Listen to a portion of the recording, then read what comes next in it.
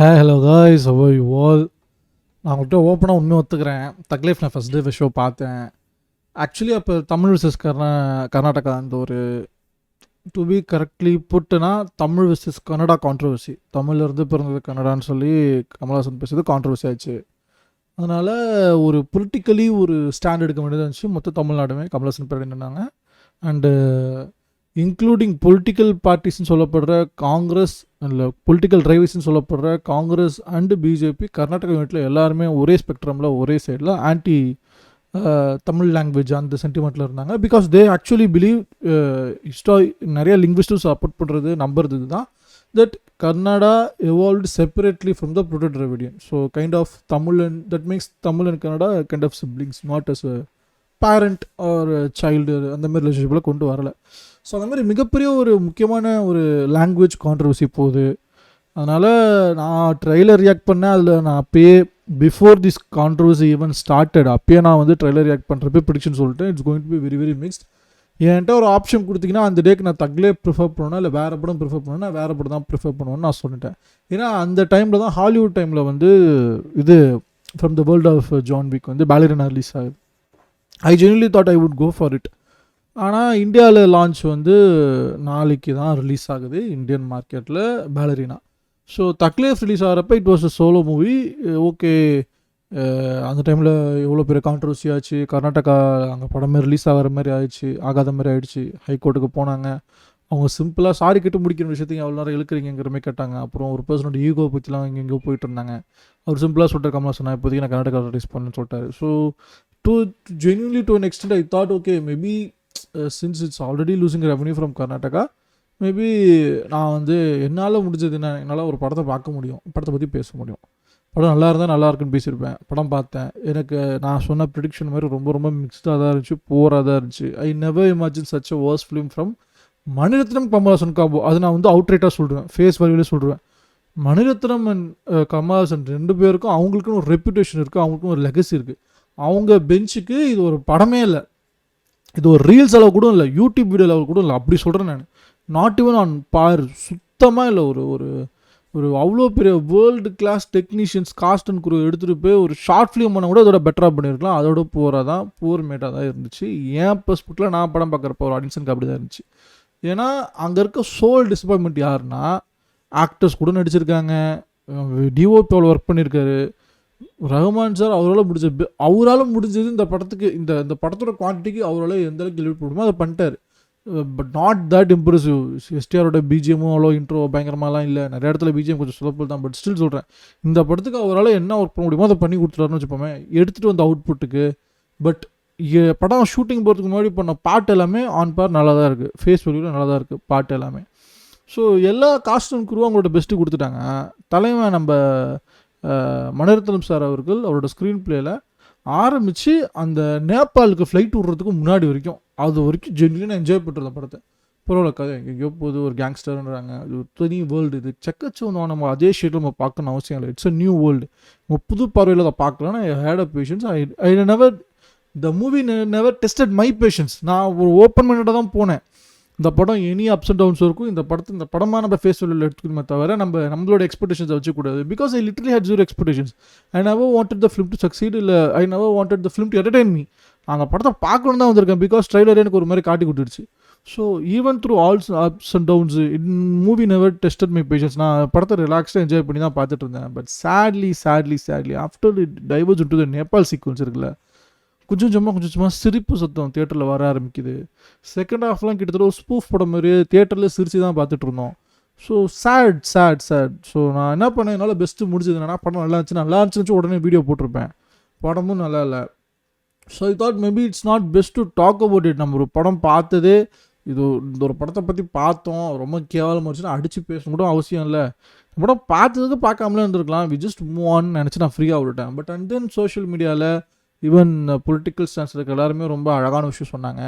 Tamil audiences are they are rational.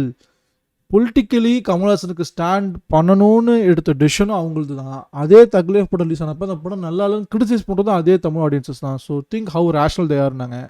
அது எனக்கு ஒரு கான்ஃபிடன்ஸ் கொடுத்தது. ஆக்சுவலி டு ஒரு in a way it was actually I opening. Okay அவ்வளோதான். நம்ம ஒரு பொலிட்டிக்கல் ஸ்டாண்டுங்கிறதால you don't have to compromise with your own principles. You don't have to compromise with the quality that you expect as audience. ஒரு படம் பார்க்குறேன், அந்த படம் நல்லா இருக்கே இல்லையா, அவ்வளோதான். அதோட சிம்பிளாக முடிச்சிடணும். அதோட ஹீரோ யார், அதோட டிஸ்ட்ரிபியூட்டர் யார், அந்த ஐடியாலஜி என்ன, அதெல்லாம் நீ அவ்வளோலாம் காம்ப்ளிகேட் பண்ணிக்க அவசியமே இல்லை. ஸோ இந்த ரேஷ்னாலிட்டி மேக்ஸ் திங்ஸ் சிம்பிளர்ல. அது எனக்கு ஒரு நல்ல ஒரு பாசிட்டிவான ஒரு ஹோப்பாக இருந்துச்சு. தென் ஓகே மேபி நான் தக்லீஃப் பற்றி பேசணும் அப்படிங்கிற ஒரு இன்டென்ஷன் இருந்துச்சு. அப்புறம் கொஞ்சம் யோசிச்சு பார்த்தேன், சரி தக்லீஃப் பற்றி பேசலாம், என்ன பேசலான்னு. அகெயின் பிளாங்காக தான் இருக்குது. நான் இப்போ ஒரு எந்த ஸ்கிரிப்டெல்லாம் ஒன்றும் இல்லை, நான் லிட்டரலி ரேங்க் பண்ணலாம் தான் வந்தேன்.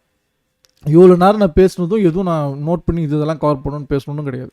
இப்போ தக்லீஃப் படத்தை பற்றி பேசுகிறேன்னு சொன்னேன், எனக்கு அப்படியே பிளாங்காக இருக்குது. அந்தளவுக்கு ஒரு ஒஸ்டான படமாக தக்லீஃப் இருக்குன்னு நான் எதிர்பார்க்கவே இல்லை. உதாரணத்துக்கு சொல்லணும்னா, இப்போ அந்த படத்தோட எக்ஸ்பீரியன்ஸ், மூவி எக்ஸ்பீரியன்ஸ் தேட்டரில் எப்படி சொல்கிறேன்ல, அதுக்கு முன்னாடி எப்படி எக்ஸ்பெக்டேஷன்ஸ் நான் சொல்கிறேன். ட்ரெய்லர் பார்க்குறேன், எனக்கு எக்ஸ்பெக்டேஷன்ஸ் இல்லை, இந்த படத்துக்கு போக மாட்டேங்கிற முடிவில் இருக்கேன். அப்புறம் கான்ட்ரவர்சி ஆகுது, சரி டிக்கெட் புக் பண்ணிட்டேன். வீட்டில் இருந்து கால் வருது. ஓகே, எங்கள் வீட்டிலேருந்து கால் வருது, இந்தமாரி நாங்கள் ஃபஸ்ட் டே ஃபஸ்ட் ஷோ சென்னையிலேயே பார்த்தோம், காலைல 9 மணிக்கு. நீ எப்போ புக் பண்ணியிருக்கேன்னா, எங்களுக்கு இங்கெல்லாம் ஃபஸ்ட் டே ஃபஸ்ட் ஷோ 10-11 தான் ஆரம்பிக்கும். அதனால் நான் இதுமாரி டைமிங் சொல்கிறேன். அவங்க சொல்கிறாங்க, இல்லை படம் போகாத, இட்ஸ் நாட் ஒர்த் வாட்சிங் இன் தியேட்டர் அட் ஆல். ஓடிடியில் வரும், அப்போ பொறுமையாக என்ஜாய் பண்ணிக்கோ, but definitely movie is not all worth வாட்சிங். ஒன்றுமே இல்லை படத்தில் பார்க்க ஒன்றுமே இல்லை.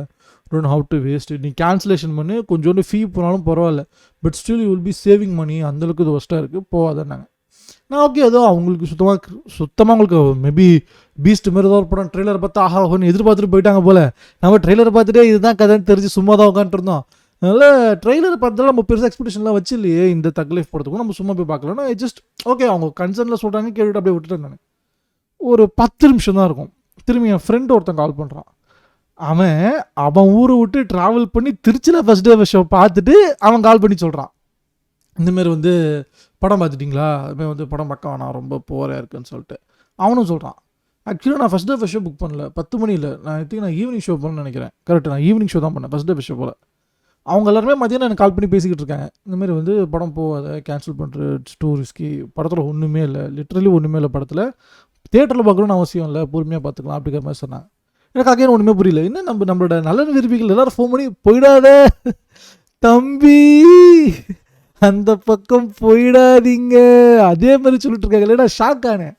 ஏன்னா வேறு எந்த படத்துக்குமே இவங்க யாருமே அப்படி சொன்னதே இல்லை கைஸ். இது வரைக்கும் எனக்கு என்னோட க்ளோஸ் சர்க்கிள் யாருமே எங்களை பற்றி தெரிஞ்சவங்க, ஓகே இந்தமாரி படம்லாம் போய் பார்ப்பான் தேட்டரில் பார்ப்பான்னு தெரிஞ்சவங்க ஃபோன் பண்ணி please don't go to theatres, நீ இது போவேன்னு தெரிஞ்சு நான் போயிடாது அப்படின்னு இது வரைக்கும் யாருமே ஸ்ட்ரெஸ் பண்ணி எங்களுக்கு சொன்னதே இல்லை. This is the first time. அதனால் 2 பேர் இப்படி சொன்னாங்க. மேபி அவங்களுக்கு கிளிக்காவில் போல் அவங்க எதிர்பார்த்துட்டாங்க. ஏன்னா மணிரத்னம்ங்கிறது மிகப்பெரிய ஒரு பிக் நேமில், not every one is Maniratnam ஃபேனில். பிகாஸ் மணிரத்னம் ஃபேன்ஸுங்கிறது ஒரு நீஷன் ஆடியன்ஸ் தான். நான் பார்ப்பேன் அப்படி தான். ஜென்ரலைஸாக நான் எல்லாருக்கும் மணிரத்னம் படங்கள்லாம் பிடிக்கும், ஒரு நீஷன் ஆடியன்ஸ் தான் பிடிக்கும். ஸோ மேபி அவங்களாம் நீஷன் ஆடியன்ஸ், அவங்களும் ரொம்ப எதிர்பார்த்தாங்க. மணிரத்னம் படத்தில் ஒன்று எதிர்பார்த்துருக்காங்க, அது கிளிக் ஆகலைங்கிறப்ப அவங்க டிசப்பாயிண்ட் ஆகிட்டாங்கன்னு நினச்சிக்கிட்டேன். நான் அப்படி அந்த மைண்ட் செட்டில் தான் அந்தளவுக்கு தான் எடுத்துக்கிட்டேன். பட் நான் தியேட்டரில் போய் பார்த்ததுக்கப்புறம் தான் நான் மீம்ஸ்லாம் பார்க்குறேன், சர்வேவா பாட்டு ட்ரெண்ட் ஆகுதுலாம் பார்த்தேன். இன்னும் இதெல்லாம் போயிட்டுருக்காங்க நினச்சி நான் அப்படியே போயிட்டேன். அந்த நேபாள் சீக்வன்ஸ் ஆரம்பிக்கிறப்போ தான் my brain is starting to connect things and then my brain works. சர்வேவா படத்தில் இருக்க மாதிரி மலைப்பகுதியிலேருந்து கீழே குதிச்சு ஏச்சு வந்து அப்புறம் அந்த ஷாவலின் மாதிரி ஏதோ ஒரு நேபாள் மாதிரி இருக்க ஒரு இடத்துல ட்ரைனிங்லாம் எடுத்து. My point is absolutely very very simple.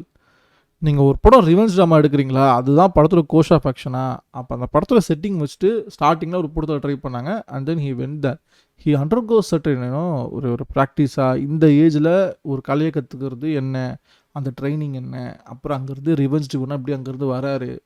இதுங்கிறது ஒரு ஆர்க்கு, திஸ் இஸ் அன் ஆர்க். கரெக்டாக ஒன்று கில்பில்னா கில்பில் ஃபார்மெட்டில் எடுத்துடணும், இல்லை கேங்ஸ்டர் ஃபார்மெட்டில் எடுத்துடணும். ரெண்டுத்தையும் குழப்பி அடிச்சுட்டு நிறைய விஷயம் காட்டாமலே அண்டர்ஸ்டுட்னு ஒரு ஃபேஸ் வழியில் ஆடியன்ஸே இதை புரிஞ்சுப்பாங்க. இதெல்லாம் நான் சொல்லணுமா, you don't have to baby feed தெம்ங்கிற மாதிரி நினச்சிக்கிட்டு ஒன்றுமே சொல்லாமல் தே லிட்ரலி ஸ்டார்வ்டஸ், ஆடியன்ஸுக்கு ஸ்டார்விங் பட்னியாக போட வச்சு ஒரு படத்துட்டு விட்டுருக்காங்க. அதுதான் நான் ஃபீல் பண்ணேன் இந்த படம் பார்க்குறப்ப. ஏன்னா ஒரு எதுவுமே தெரியல. ஒரு கேங்ஸ்டர் இருக்காங்க, இங்கேருந்து ஒரு ட்ராவல் ஆர்க் ஏதாவது இருக்கா, டெல்லிங்கிறது எப்படிப்பட்டது, சுற்றி யாருமே நம்ப முடியாதுங்கிற அந்த கான்டெக்ஸ்டெல்லாம் நைஸ் டச் தான். இங்கே எஸ்டிஆர் இறங்குறப்ப அங்கே அசோக் செல்வன் ஏறுறதாகட்டும், மேபி ஃப்யூச்சரில் ஹவு த டைம்ஸ் வில் ஸ்விட்ச், ஒருத்தவங்க இறங்கி இன்னொருத்தவங்க ஏறுற மாதிரி எப்படி இருக்கும், அதெல்லாம் ஒரு ஒரு ரூட் பண்ண வச்சுது. சினிமாட்டிக் ஃபிலிம் லாங்குவேஜ் ஏதோ ஒரு he's building up to something very greater, very நைஸ்னு. ஒன்றுமே இல்லை. எந்த கேரக்டருக்கும் ஒரு ப்ராப்பரான கன்விக்ஷன் இல்லை. கேட்டால் இந்த இந்த கூட்டம் ஒரு நாள் திடீர்னு முடிவு பண்ணி நம்ம இதுக்கு ரங்கராய சக்திவே சொல்கிறத கேட்குறோம் போட்டு தெரியலான்னு முடிவு பண்ண மாதிரி இருக்குது. ரொம்ப சிம்பிளாக இருக்குது. ஸ்ட்ராங்கான ரீசனிங் இல்லை. சந்தேகப்பட்டதுங்கிற சீரியஸான விஷயம். அதெல்லாம் ப்ரூவ் ஆகணும். ஒரு சந்தேகம் பட்டு ப்ரூவ் ஆகி தனிமையாகி and then he has to make a move to prove a fucking point. அது எதுவுமே இல்லை. சிம்பிளாக முடியுது. சிம்பிளாக எல்லோரும் ஒருத்தவங்க அகேன்ஸ்டாக வராங்க. அண்ணனை எதிர்த்து தம்பியை எதிர்த்து அண்ணன், நாசர் அவர்கள் அகேன்ஸ்டாக திரும்புறாரு. அதுக்கெலாம் என்ன கன்விக்ஷனாக சின்ன வயசுலேருந்தே அப்படி தான் அவங்க அப்படின்னு சொல்லிட்டு அந்த இலைக்கு ஒரு கேவலமான ஒரு அனாலஜிலாம் வச்சு அதை சிரிச்சுட்டு இருந்தோம். அதெல்லாம் ஒரு ஒரு ராஞ்சி காமெடிங்கிற நினச்சி சிரிச்சுன்னு இருந்தோம். ஆனால் படமே அப்படி இருக்குன்னு நாங்கள் எதிர்பார்க்கவே இல்லை. அப்பா அப்படிங்கிற மாதிரி ஆயிடுச்சு. பட் செட்டன் எதுவுமே ஒரு ப்ராப்பர் கன்விக்ஷனாகவே இல்லை. ஒரு படம் இப்படி நோக்கி போகுது, இங்கேருந்து இங்கே ட்ராவல் ஆகுது, இந்த கேரக்டர் இருக்குது, இந்த இன்டென்ஷன், இந்த மோட்டிவ்ஸ் இருந்துச்சு. இந்த இன்சிடெண்ட்டால் ஒரு ஹோலிஸ்டிக்கான வியூவில் ஒவ்வொரு கேரக்டர், ஒரு சின்ன கேரக்டர் பண்ண விஷயத்தால் எவ்வளோ பேருக்கு எவ்வளோ மோட்டிவ்ஸ் மாறுது, எவ்வளோ பேருக்கு எவ்வளோ டேரக்ஷன்ஸே மாறுது. அந்த ஒரு கியாட்டிக் நேச்சர் இன் தக் லைஃப் இருக்குல்ல, அதாவது ஒரு கேங்ஸ்டர் லைஃப்பில் அது இல்லவே இல்லை. அது ரொம்ப ரொம்ப சேடாக தான் இருந்துச்சு ஆக்சுவலி. இல்லைன்னா இன்னும் சிம்பிளிஸ்டிக்காக கூட பண்ணியிருக்கலாம். இப்போ விக்ரம் படத்தில் எப்படி கமல்ஹாசன் சாகுறப்ப நமக்கு கமல்ஹாசன் சாக மாட்டாருன்னு தெரியுமோ, இன்டர்வல் அவர் தான் தெரியுமா, அந்த மாதிரி ஸ்டார்டிங்லேருந்தே இப்போ தக் லைஃப் மாதிரி இந்த மாதிரி இருந்த ஒருத்தர், சாவு பிடியிலேருந்து இருக்கிற ஒருத்தர் அவர் இறக்குறாருன்னு வச்சுப்போமே, அந்த இறப்பு செய்தி கிட்ட ஒவ்வொருத்தவங்க வருவாங்கள்ல அனிமலில் வர மாதிரி. ஸோ ஒவ்வொருத்தவங்களுக்கும் ஒரு இன்டென்ஷன் இருக்குது. யார் கொன்று இருப்பான்னு சைக்கலாஜிக்கல் கூட வச்சுருக்கலாம். ஒரு கேங்ஸ்டரை ட்ரை பண்ணிட்டாங்க, கொண்டுட்டாங்கன்னு வச்சுப்போம். கமல்ஹாசனே இறந்துட்டாருன்னு வச்சுப்போமே. அப்படி இறந்துருக்க கமல்ஹாசனோட வாய்ஸ் நரேஷனில் யார் அந்த குடும்பத்துக்கு பார்க்க வர ஒவ்வொருத்தவங்களும் யார் என்னென்ன ஃப்ளாஷ்பேக்கில் யார் கமல்ஹாசனோட எப்படிலாம் பேசியிருக்காங்க, இன்ட்ராக்ட் பண்ணியிருக்காங்க அப்படிங்கிற அந்த கிளிம்சஸ்லேயே இன்னும் ஒரு அழகான ஒரு சூப்பரான விஷயம் பண்ணியிருக்கலாம். எதுவுமே இல்லை. எந்த ஒரு வண்டரல் மட்டும், ஒரு வாவல் மட்டும், ஒரு புது டச், மணிரத்னம் டச், ஒரு கமல்ஹாசன் டச், அவர் ஒரு ரைட்டிங் அது கரெக்டுங்களா? ஏன்னா தனுஷோட ரைட்டிங்கை நல்லா அப்ரிஷியேட் பண்ணி பார்த்துருக்கோம். தலைவனே எழுதின அந்த நானே ஒருவன் ஆகட்டும், இல்லை இப்போ ரீசெண்டாக ராயன் ஆகட்டும், அங்கேயும் நம்ம பார்த்துருக்கோம். இல்லை நானும் இது மட்டும் பார்க்கல, நிலவுக்கென் மேல் நெடுக்கும் நானும் பார்க்கல. அதை நான் ஒரு நாள் பார்த்துட்டு அதை பற்றி பேச தனியாக ரேன் பண்ணுறேன். ஆனால் தனுஷோட மற்ற ரைட்டிங் நம்ம பார்த்துருக்கோம். கிட்டத்தட்ட அது கமல்ஹாசனோட இன்னொரு சைட் ஆஃப் ரைட்டிங், ஒரு ஆஃப் பீட் ரைட்டிங்னு நினைக்கிறேன். லிட்ரலி ஒன்றுமே இல்லை படத்தில். இது ஒரு வெப் சீரிஸாக ஒரு வெப் மூவியாக பண்ணுற அளவுக்கு ஒருத்தானா அது கூட நான் சொல்ல மாட்டேன். Because the names are involve in this இருக்குல்ல. இது வந்து தியேட்டர் கமர்ஷியலுக்கு மட்டும் இல்லை, இது வந்து ஒரு மெட்ரிலைஸ் ஆகிற கமர்ஷியலுக்கே இது இல்லை. This script doesn't deserve to see the day of light of shoot நான் சொல்லுவேன். அப்படி ஒரு ப்ரீமெச்சூரான ஒரு ஸ்கிரிப்டாக இது இருக்குது. அதனால டாக்டரிங் பண்ணியிருக்கலாம், நல்ல ஸ்க்ரீன் பிளே எழுதியிருக்கலாம், அண்ட் தென் கான்ஃபிடண்ட்டாக ஷூட்டிங் போயிருக்கலாம். ஏன் அறக்க எனக்கு பறக்க எனக்கு சீரியஸாக தெரியல. And every one was trashing Trisha's character, நடிக்க தரல, அது ரொம்ப அடிச்சுட்டு இருக்காங்க. நான் ஒன்று மட்டும் ஸ்ட்ராங்காக நம்புவாங்க, இட்ஸ் அப் டு டேரக்டர்ஸ். ஒரு டேரக்டர் கையில் தான் இருக்குது ஒரு ஆக்டர் எப்படி பெர்ஃபார்ம் பண்ணுறாங்க. ஜிவிஎம் பெர்ஃபார்ம் பண்ண வச்சார். நம்ம வினய் தாண்டி வரவே நம்ம த்ரிஷாவாக பார்க்கல, ஜெஸியாக தான் பார்த்தோம். You can never contract are you can never what you say, அது மாற்றுக்கருத்து இருக்க முடியாதுன்னு சொல்ல வரேன். ஜெஸ்ஸிங்கிற கேரக்டரை மட்டுமே நமக்கு வினய் தாண்டி அவர்கள் தெரிஞ்சவங்க.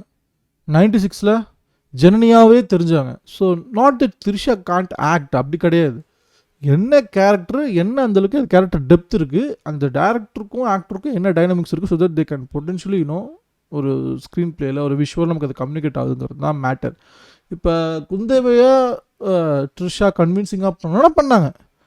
எனக்கு ஐஸ்வர்யா ராய் எனக்கு கன்வின்சிங்காக பண்ணல அந்த நந்தினிங்கிற கேரக்டர். எனக்கு ஆனால் குந்தவையா த்ரிஷா கொஞ்சம் கன்வின்சிங்காக பண்ணாங்க. இருக்கிற எல்லா கேர்ள்ஸ் கேரக்டர்லையுமே லேடிஸோட மொத்த ஓவரால் கேரக்டர்ஸை எடுத்து பார்த்தாலும் ஐ திங்க் குந்தவை மட்டும் தான் பர்ஃபெக்ட் காஸ்ட்டை நான் பார்க்குறேன். அண்டு குயிலியா அவங்களுக்கு ஒழுங்கான டெப்த்தே ஸ்க்ரீன் ஸ்பேஸே கொடுக்கல, பர்ஃபார்மன்ஸ்க்கான ஸ்கோப்பே கொடுக்கல. அது கொஞ்சம் சேட் பார்ட் தான். அதனால் இல்லை ஐஸ்வர்யா லக்ஷ்மியோட பெர்ஃபார்மன்ஸே பார்க்க முடியல. இந்த படத்தில் தங்கச்சியோட சின்ன ரோல் தான், சின்ன இடம் தான். ஒரு 2-3 இடத்துல அவங்க இன்ட்ரோ ரெஃபரன்ஸ் மேபி இவங்களா இருந்தால் எப்படி இருக்கும், ஆனான்றாங்க, கிறிஸ்டியன்றாங்க, மேபி ஒரு லாங் டச்சாக அவங்களோட தங்கச்சி எப்படி இருக்கும்னு ஃபஸ்ட்டு அவங்கள இன்ட்ரோடியூஸ் வரப்போ நமக்கு அப்படி தான் மைண்டில் ஸ்ட்ரைக் ஆகுது. நத்திங் வாஸ் நான் எதிர்பார்க்கவே இல்லை. Something all of a sudden it happen. We never thought this would happen. அந்தமாதிரி ஒரு ட்விஸ்ட்டோ ஒரு சஸ்பென்ஸோ இல்லை. லிட்டரலி பார்க்குறப்ப சந்தேகம் தான் வருது. ஒருவேளை இவன் சிம்மோட தங்கச்சியாக இருந்தால் அப்படி தான் சிம்பிளாக தோணுது. ரொம்ப சிம்பிளிஸ்டிக்காக மேபி ஏதோ ஒரு இடத்துல அந்த சந்திராங்கிற வார்த்தை ஏன் வருதுன்னு தெரியல எனக்கு. இந்திராணி அப்புறம் இன்னொரு பேர் என்ன, சந்திரா தானே இந்த படத்தில், தங்கச்சி பேர் என்னென்னு வந்துச்சு எனக்கு கை சாரி, தங்கச்சி கேரக்டர் வச்சுப்போமே, சிம்புவோட தங்கச்சிங்கிற ஒரு கேரக்டர் ஆல்ரெடி இறந்துட்டாங்க அப்படிங்கிற ஏதோ நியூஸ் தெரிஞ்சு அவர் தேடுறதை விட்டுட்டாரு அப்படின்னா okay, and then you could have moved out of it. And then இந்த கேரக்டர் பார்க்குறப்ப கம்ப்ளீட்டாக வேறு கேரக்டராக பார்த்து இல்லை இப்படி நடந்துச்சு, நாங்கள் அந்த டைமில் ஒரு விஷயம் நடந்துச்சு, ஹியூமன் டிராஃபிக்கிங் மாதிரி ஒரு பிரச்சனையில் மாட்டிட்டு இருந்தோம், அப்போ நாங்கள் கொஞ்சம் பேர் மட்டும் தப்பிச்சோம், அதில் நான் ஒருத்தங்கிற மாதிரி ஏதோ ஒரு கதையோடு சொல்லியிருக்கலாம். லிட்ரலி எந்த ஒரு இடத்துலையும் சஸ்பென்ஸே கொடுக்கல, எந்த இடத்துலையும் ஒரு காம்ப்ளெக்ஸான ஒரு நரேஷன், ஒரு ஸ்க்ரீன் பிளேவே டெப்த்துன்னு சொல்கிறது என்னென்னா, கண்ணில் பார்க்குறத தாண்டி உங்களுக்கு வந்து you should have ulterior motives, they should have a depth in character. அவங்களுக்கு நிறைய இன்ட்யூஷன்ஸ் இருக்கணும், நிறைய அவங்களுக்கு மோட்டிவ்ஸ் இருக்கணும், கேரக்டர் ஆர்க் இருக்கணும், என்னவா இருந்தவன் என்னவா மாறணும்னு தெரியணும். அது எதுவுமே இதில் இல்லை சாட்லி. வரப்பே ஓகே மேபி இவங்களா இருக்கலாம் அப்படின்னு சிம்பிளாக முடிகிற மாதிரி இருக்குது. ஆனால் இந்த படத்தில் ஐஸ்வர்யலட்சுமியோட சின்ன போர்ஷனாக இருந்தாலும் ஷி ஆக்சுவலி பெர்ஃபார்ம்டு வெல். அதில் பெர்ஃபார்மன்ஸ் பார்க்க முடிஞ்சுது. கட்டா குஸ்தியிலேருந்தே அவங்களோட பெர்ஃபார்மன்ஸுங்கிறது தனி, ஆக்ஷன் படத்தெல்லாம் எடுத்து இதெல்லாம் கம்பேர் பண்ணக்கூடாது அப்படிங்கிறத அப்போயே நான் முடிவு பண்ணிட்டேன். Certain actors actually have a potential to perform better, but due to some scheduling கன்ஸ்ட்ரெயின்ஸா, ஷூட்டிங்கா, இல்லை டேரக்டர் அண்ட் ஆக்டர் டைனாமிக்ஸான்னு தெரில, சில படத்தில் ஒழுங்காக தெரிய மாட்டேது, ஒழுங்காக கன்வே ஆக மாட்டேது, நாட் ஆன் ஸ்க்ரீன். பட் இந்த படத்தில் அது நல்லாவே இருந்தது. STR is the state of affair of Thug Life நான் சொல்லுவேன். இந்த படத்தில் எதுக்கு அவர் வந்தார், எதுக்கு அவர் இருக்கார், என்னவா போகிறாரு, Ashok Selvan so sad, but at least it has a his அவரோட ஃபஸ்ட்டு மணிரத்னம் படம் கொலாபரேஷன் கூட சொல்லிக்கலாம். Okay, he asked me for a character, I did my best கூட சொல்லிக்கலாம். But I really think STR sad affair நினைக்கிறேன், சேட் ஸ்டேட் ஆஃப் அஃபேர் நினைக்கிறேன். Because he never set in this universe சொல்லுவேன். இந்த ரைட்டிங்கில் STR எந்த இடத்துலையுமே உள்ளே இல்லை. இந்த கேங்ஸ்டர் ஒரு வேர்ல்டில் எஸ்டிஆர் எங்கேயுமே ஃபிட்டின் ஆகலை. ஒன்று ஒழுங்காக எடுக்காமல் இருக்கணும், இல்லை ஒழுங்காக எழுதாமல் இருக்கணும், ரெண்டுத்தில் ஏதோ ஒன்று தான். ரைட்டிங் பட்டில் ஒன்று சொதப்பிருக்கணும், இல்லை டேரக்ஷன் பட்டில் சொதப்பிருக்கணும். But somewhere they actually utterly சொதப்பிஃபைட் வெரி வெரி பேட். அதனால் from the intro from to his end at the end you can never understand, you can never relate with எஸ்டிஆர்ஸ் character or what you call Amar அப்படிங்கிற கேரக்டரோட உங்களுக்கு ரிலேட்டே ஆக முடியாது. அது கொஞ்சம் ஒரு மிகப்பெரிய இக்காக இருந்துச்சு. அண்டு நாசர் தான் சுடுவார் அந்த அமரோட அப்பாவை. அது வந்து பின்னாடி திருத்தி சொல்லப்படுறது அதெல்லாம் கூட ஓகே. பட் ஆனால் அப்பயும் ஏன் சுட்டாருன்னு ஒன்றும் புரியல, அதையும் நம்மளால் புரிஞ்சிக்கவே முடியல. இந்தமாரி நிறைய இஷ்யூஸ் இருக்குது. ஆக்சுவலி படத்தில் நிறைய விஷயங்கள் நடக்குது, ஆனால் ஏன் நடக்குது, எதுக்கு நடக்குதுன்னு நமக்கு தெரிய மாட்டேங்குது. அது ஒரு மாதிரி ஒரு படத்துக்குன்னு ஒரு பேசிக் குறைஞ்சபட்சம் ஒரு லாஜிக் ஒன்று இருக்கணும்ல. படத்துக்குன்னு இந்த படம் ஏன் அப்படி பிஹேவ் பண்ணுதுன்னா அப்படின்னு நமக்கு ஒரு லாஜிக் ஒன்று இருக்கலாம். அந்த லாஜிக்கே அந்த படத்துக்கான சினிமா லாங்குவேஜ் இது இருக்க மாட்டேங்குது. இஷ்டத்துக்கு ஒவ்வொருத்தவங்க ஒன்று பண்ணுறாங்க, கேட்டால் அதுதான் நடக்குது. அதோட ஆஃப்டர் எஃபெக்ட்ஸ் மட்டும் பாருங்கள், அது ஒரு காசு, இதோட எஃபெக்ட் அப்படிங்கிற மாதிரி பார்க்க சொல்கிறாங்க. அது எதுவுமே செட் ஆகலை. Coming back to the Trisha point of view, she saved from a red light like scenario and then she has kind of a sugar baby relationship, sugar daddy sugar baby relationship with Kamal Haasan. Is she happy and கேட்டா she is happy, she is அது ஒரு அவங்களோட லைஃப்லேயே அதுதான் best ரிலேஷன்ஷிப்பாக தான் அவங்க அதை பார்க்குறாங்க. என்னோட லைஃப்பில் இருக்க பெஸ்ட் டைமாக அதுதான் பார்க்குறாங்க. And then after the exit of Kamal Haasan sir ரொம்ப எக்ஸ்பிளிசிட்டாக ஒரு பொண்ணு சொல்லியும் அமருக்கு ஏன் அந்த பொண்ணு மேலே அவளை காதல் வச்சிருக்கான், ஏன் அந்த பொண்ணை அடையணும்னு ஆசைப்பட்றான், அதுக்கான மோட்டிவ் ஏதாவது நமக்கு தெரியுதா? ஒரு சிம்பிளான கான்வர்சேஷன், நம்ம மங்கையை பிடிக்குமானா இல்லை நம்ம மங்கையை பிடிக்காது, எனக்கு ஏன் டைப்பாக இல்லை, எனக்கு ஓன் டைப்பு தான், ஆமாம் நீ தான் ஏன் டைப் அப்படின்னு சொல்கிறதாகட்டும். அதுக்கே த்ரிஷா சிம்பிளாக சொல்கிறாங்க, இல்லை எனக்கு ஓன் டைப் இல்லை, எனக்கு அவர் தான் என் டைப்னு அவங்க சொல்கிறதாகட்டும். அதெல்லாம் தாண்டி அமருக்கு எங்கேருந்து வருது that you want sense of to prove that he is the Rangaraya Sakthivel. அது ஒரு அந்த ஷூஸில் நான் இருக்கணும்னு ஆசைப்படுறது இருக்குல்ல, எனக்கு அந்த கிரீடி இருந்ததில்லை, எனக்கு அந்த அர்ஜென்சி இருந்ததில்லை, அந்த பாயிண்ட்டை ப்ரூவ் பண்ணணும்னு எனக்கு ஒரு மோட்டிவ் ஸ்டேக்ஸும் இருந்ததில்லை. திடீர்னு வரான், அவன் முதுகில் குத்திட்டான், திடீர்னு த்ரிஷா கைப்பற்றுறான், அந்த நெக்ஸ்ட் லீக் போகுது, இட்ஸ் நோ மோர் இன் டெல்லி அப்படின்னு சொல்லி கெசினோ லெவலில் பெருசாக பில்டப் பண்ணியிருக்கான்னு சொல்கிறாங்க. அந்த கெசினோ பயங்கரமாக வளர்ந்துச்சு, அதனால் எவ்வளோ பயங்கரமாக லாவிஷிங்காக இவங்க இருக்கேன் அப்படிங்கிறதையும் நம்ம காட்டலை, வில்லன் ரோலையும் காட்டலை. ஆஃப்டர் எஃபெக்ட்ஸ் ஆஃப் போட்டு தெளிங் ரங்கராயன் அப்படின்னு வச்சா அதுவும் யாருக்கு எதுவும் காட்ட மாட்டுறாங்க. என்ன நடந்துச்சு, ஒவ்வொருத்தவங்க ஒவ்வொரு திசையில் இருக்காங்க. தலைவன் அங்கேருந்து வராப்பில் நேபாள் காத்து மாட்டல் நீங்கள் வராப்பில் இந்தியாவுக்கு, அந்த பாயிண்ட் ஆஃப் வியூலேயே முடிச்சிட்டாங்க.